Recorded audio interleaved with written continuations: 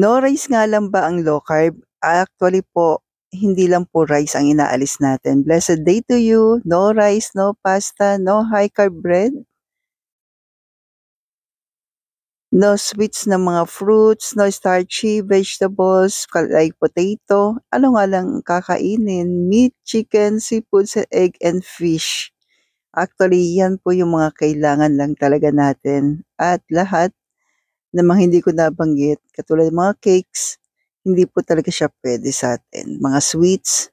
So, ito na po, balik na po tayo sa pagluluto. Naglagay po ako ng butter, not margarine, then garlic. Napakadali lamang po itong lutuin. Actually, favorite po namin 'tong family at nilagay ko na po yung ating hipon po. Ang bilis lang po nito, hindi rin kasi siya maganda na ma-overcook.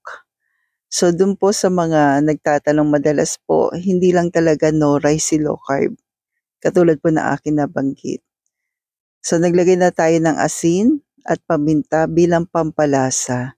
Ito po maganda po na matutunan po natin na hindi lang rice ang inaalis, even yung mga tasty, yung mga pandesal, inaalis na rin po yan, biscuits, yan.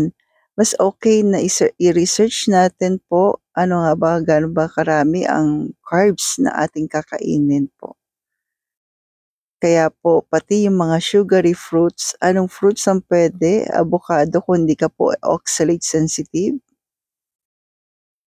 puwede po 'yan. Strawberry, mga berries.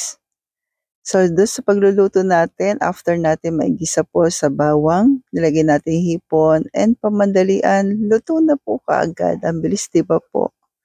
So nawa po may matutunan tayo na hindi lang rice, even pasta, tinatanggal po natin 'yan sa low carb po.